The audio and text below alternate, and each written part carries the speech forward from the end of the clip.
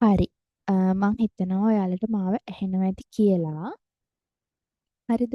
අපි දැන් මම ඔයාලට ගිය සති දෙකේ දුන්නා වැඩ වගයක් නේද? මං හිතනවා ඔයාලා ඒක කළා ඉවර ඇති කියලා. අනිවාර්යයෙන්ම ඉවර කරන්න. හරිද? වැඩ ගොඩ ගහගන්න එපා. මේ හැම විෂයක්ම මගේ විෂය විතරක් නෙවෙයි. විෂයන් තුනම පිළිවෙලට කරන්න නැත්තම් මොකද ඔයාලට දැන් මේ අන්තිම කාලේ යන්නේ ආයි මේ නෝට් තිය නෑ පස්සේ කරනවා කියන කාලයක් නැහැ ඔයාලට. හරිද? ඒක නිසා එදිනෙදා වැඩ දිනෙදාම කරන්න ක්ලාස් එක තිබ්බේ නෑ මම ලයිව් කරේ නැත්නම් ඔයාලට වැඩ වගේක් දෙනවනේ ඒ ටික ගෙදර ඉඳන් කරන්න. හරිද? ඔයාලට වෙන වැඩක් තියෙන්න බෑ. දැන් මේ වෙනකොට A level තමයි ඔයාලගේ ප්‍රධානම ඉලක්කය වෙන්න ඕනි. හරිද? ඒක හින්දා. එතකොට මම හිතනවා අපි දැන් අර හැම පාඩමේම සාමාන්‍ය ප්‍රශ්න ටික අර කෙටි ප්‍රශ්න ටික එහෙම කතා කරලා ඉවරයි. හරිද? ඒක නොතේරෙන දෙයක් තියෙනම් මගෙන් අනිවාර්යයෙන්ම අහන්න මට WhatsApp එකට දාන්න. හරිද? එතකොට දැන් අද ඉඳන් අපි කතා කරනවා පාඩමෙන් පාඩමට රචනා ප්‍රශ්න සහ MCQ. හරිද? ඒක හොඳයිනේ. එතකොට ඔයාලට පාඩමත් ආවරණය වෙනවා මොනවා හරි ඔයාලට අමාරු දෙයක් තියෙනවා මට කියන්න. මම ඔයාලට ආයි ඒක කියලා දෙනවා. හරිද? එතකොට අපි දැන් කතා කරමු මේ පාඩමෙන් පාඩමට මොනවාද රචනා ප්‍රශ්න සහ ඒ කියන්නේ පාස් පේපර්ස් වල මොනවාද ගොඩක් වෙලාවට එන්නේ පාස් පේපර්ස්ම තමයි එන්නේ. ඇයි අපි එහෙම කියන්නේ? එහෙම තමයි ස්ට්‍රක්චර් එක හැදිලා තියෙන්නේ. පොඩ්ඩක් වෙනස් වෙන්න පුළුවන්. හැබැයි අහලා තියෙන්නේ එකම දේ. තනින් තන උනත් අහලා තියෙන්නේ එකම දේ. ඒකින්ද අපි පාස් පේපර් සහ ආදර්ශ රචනා ප්‍රශ්න සහ MCQ කරනවා. එතකොට ඔයාලට බය වෙන්න කිසි දෙයක් නැහැ. ඔක්කොම පාඩම් ආවරණය වෙනවා. ඒකින්ද අපිට ටිකක් වැඩිපුර දවස් දාලා කරන්න නෙවෙයි. තව බොහොම ටික කාලයයි තියෙන්නේ. අනිත් විෂයන් වලට නේද බර දෙන්න තුනටම එක වගේ දෙන්න නැත එකක් විතරක් පාස් වුණාට වැඩක් නැහැ නේ එකක් විතරක් ඒ එකක් ගත්තට වැඩක් නැහැ තුනම ඒ ගන්න නේ එතකොට කෙලින්ම කැම්පස් යන්න පුළුවන් ඔයාලට හරිද ඔයාලගේ ආසාව ඒක නම් යන්න පුළුවන් හරි ඒක හින්දා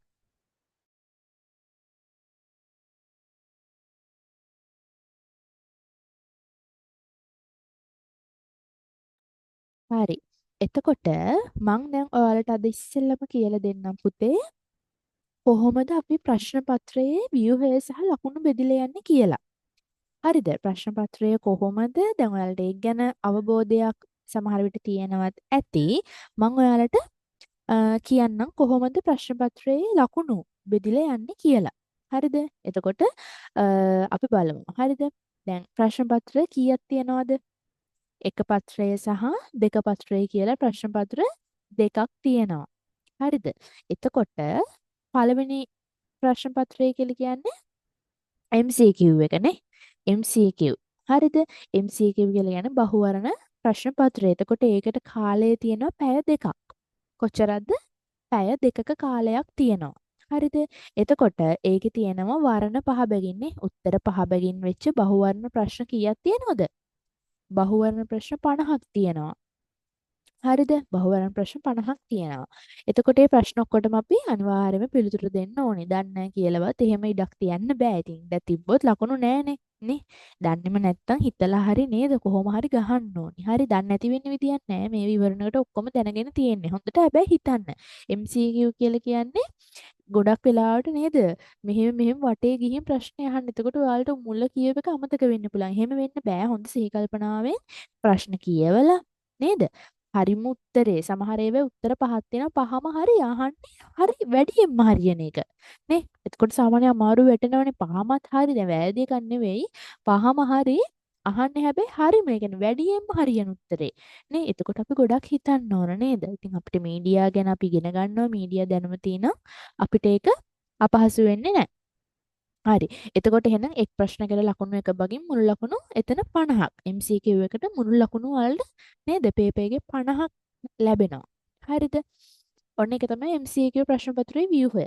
හරි. සරලයිනේ නේ? ඔයාලා දන්නවනේ. හරි. ඊළඟට දෙවනි පත්‍රය. දෙවනි පත්‍රය මොකක්ද වෙන්නේ?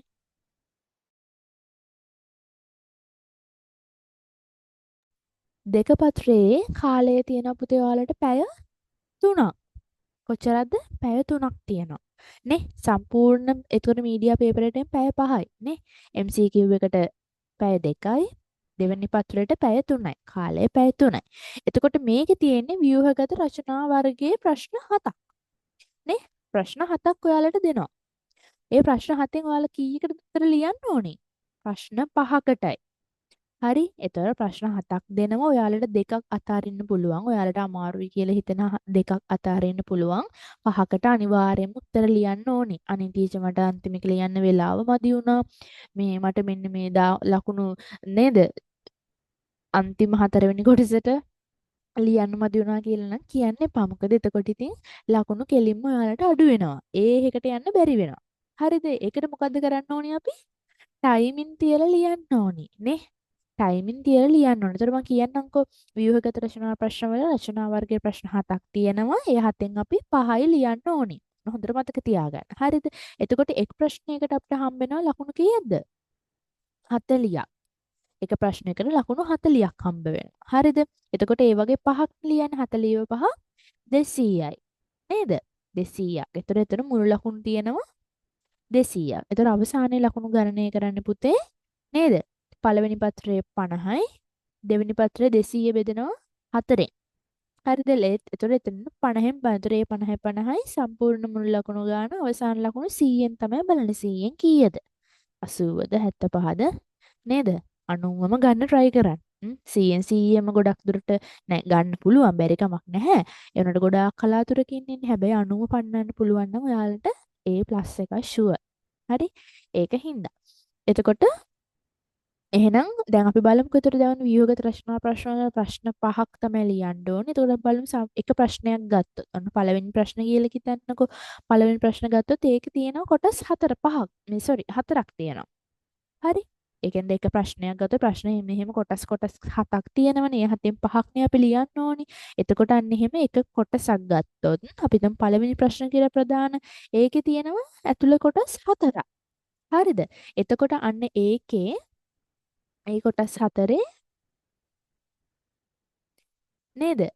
දැන් මෙහෙම තියෙනවනේ එක කොටස 4 කොටස මේ දීලා තියෙන්නේ මෙතන මේ දීලා තියෙන පාස් පේපර්ස් වලින් පළවෙනි පාඩමට අදාළව නේ දෙවෙනි පාඩමට අදාළව පළවෙනි පාඩමේ සාමාන්‍ය පුතේ අර එන්නේ නෑ මේ වගේ රචනා ප්‍රශ්න එන්නේ නෑ ගොඩක් දුරට. අර ඒ කියන්නේ ඒවත් මේ වගේ රචනා ප්‍රශ්න ඇතුලේ කොහෙන් හරි දාලා යනවා මිස සම්පූර්ණයෙන් ඒ පාඩමෙන් වෙනම කියලා එන්නේ නෑ පළවෙනි පාඩමෙන්. නේද? sannivedana විකාශය කියන එක ගැන වෙනමම එන්නේ නෑ. හැබැයි මේ MCQ වල මේ කොහේ හරි ඇතුලක ඒව දාලා එන්න පුළුවන්. ඒකින්ද අපි දෙවෙනි පාඩමේ ඉඳලා තමයි සම්පූර්ණ රචනා ප්‍රශ්න වගේ දේවල් කතා කරන්නේ.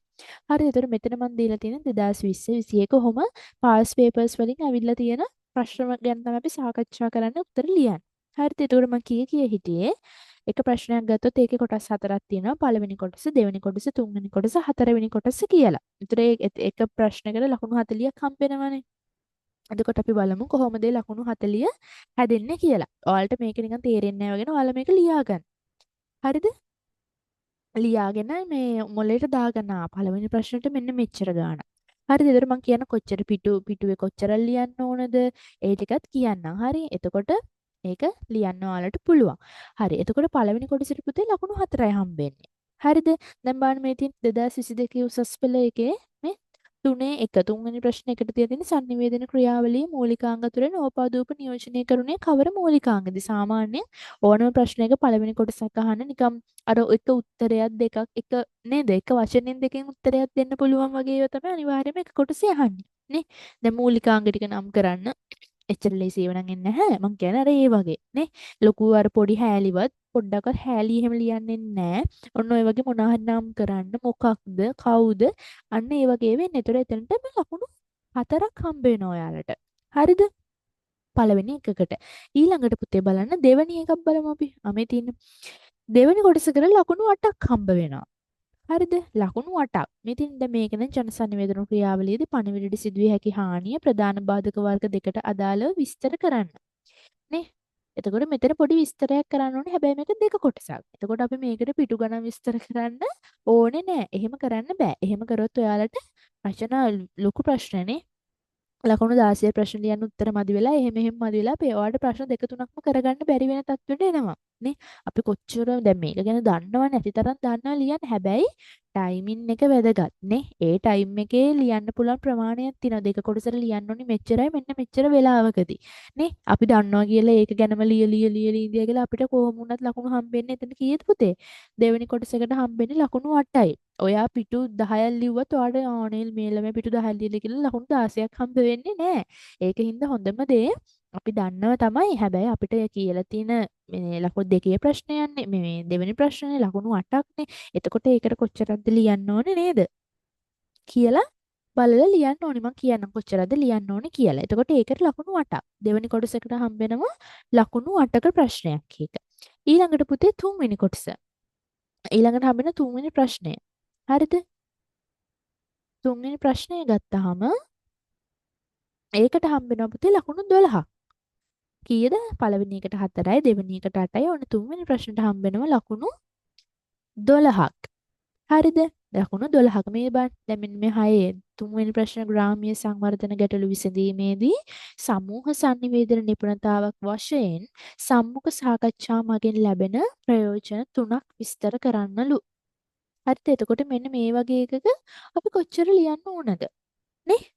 මම ඔයාලට කියන්නම් කොච්චර ලියන්න ඕනද කොච්චර වෙලාවකදීද කියලා. හරි. එතකොට මෙතන තුන්වෙනි ප්‍රශ්නයකට අපිට හම්බෙනවා ලකුණු 12ක්. ඔන්න ඊළඟට අපිට එනවා හතරවෙනි ප්‍රශ්නේ. නේ? හතරවෙනි ප්‍රශ්නේ තමයි ඉතින් ලියන්න ඕනේ. මොකද වැඩියෙන් ලකුණු ලැබෙන්නේ ඒකට. හරිද? එහෙමයි කියලා අනිත් ප්‍රශ්න වලට මේ උත්තර ලියන වෙලාවරන් ලියන්න එපා. එහෙම ලිව්වොත් ඔයාලට අන්බැලන්ස් වුණාම බෑ. පේපර් එකේ එක ප්‍රශ්නයක් කරේ ඔයාලට සම්පූර්ණයෙන් ලියාගන්න බැරි වෙනවා කියලා කියන්නේ ඔයාලට A එකට B එකට කොහොමදවත් යන්න බෑ.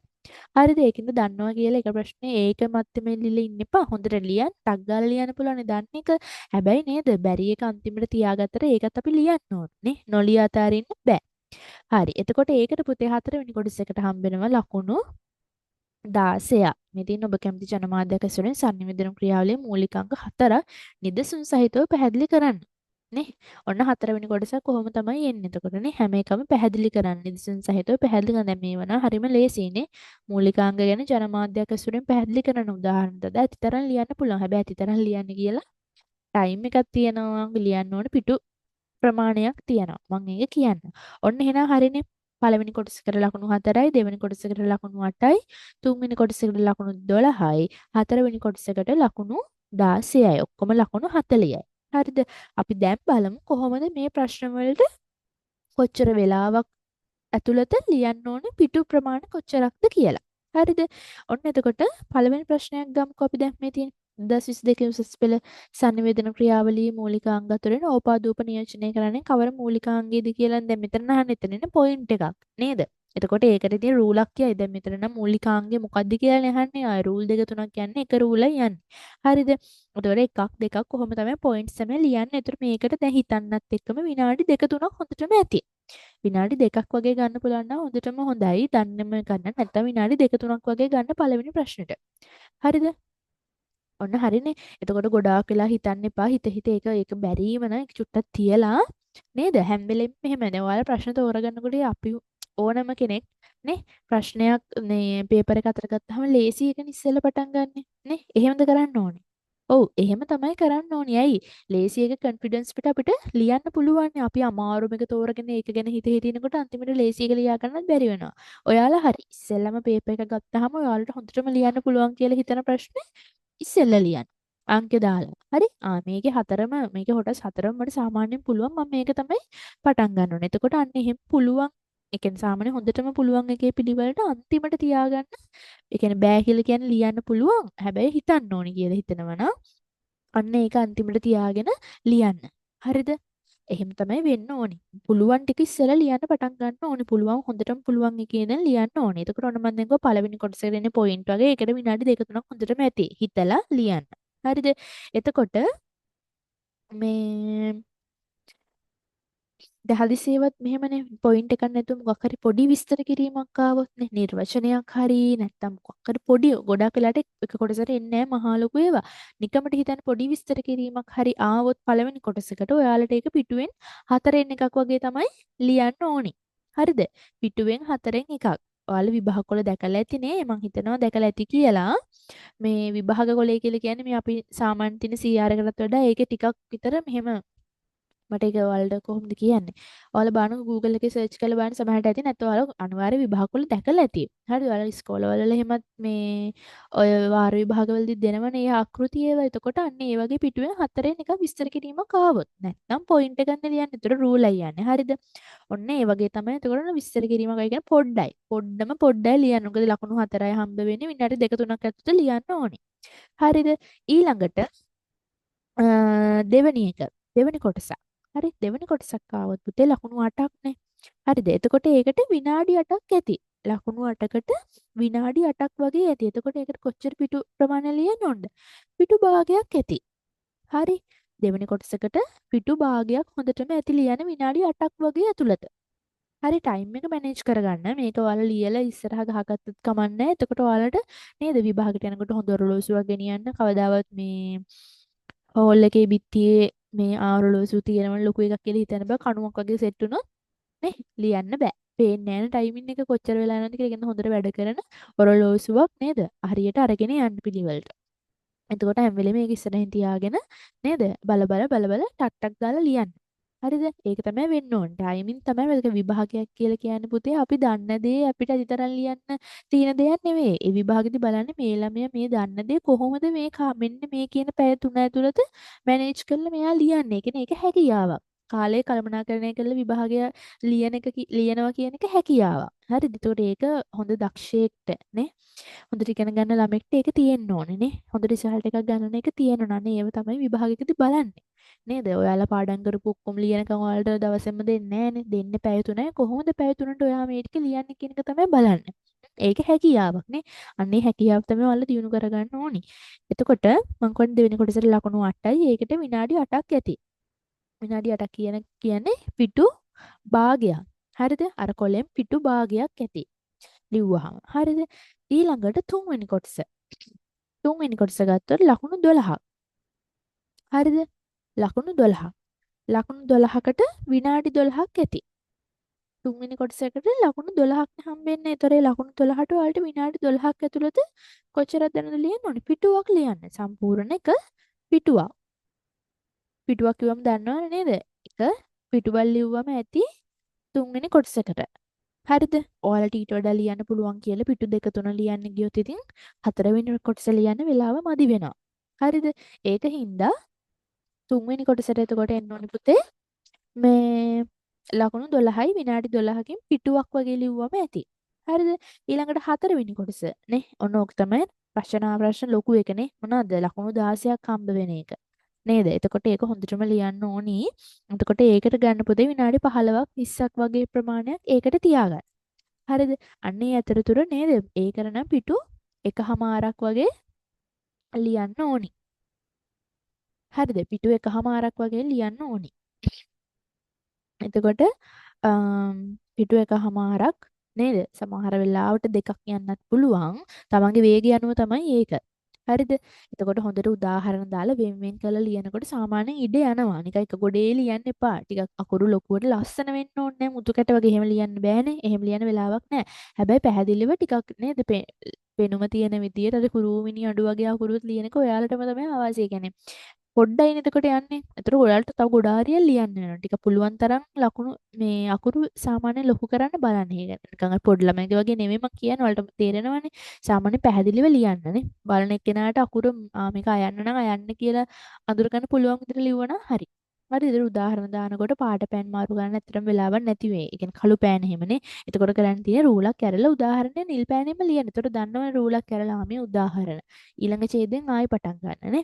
එහෙම එතකොට ඉඩත් සාමාන්‍යයෙන් යනවා. එහෙනම් ලකුණු මේ 16. ඒ කියන්නේ හතරවෙනි කොටසට ලකුණු 16යි විනාඩි 15ත් 20ත් අතර නේද? පිටු එකහමාරක් වගේ ලිව්වම ඇති. ඒක ඔයාලගේ කාලෙත් එක්ක බලන්න ඕනේ. එහෙනම් හරිනේ.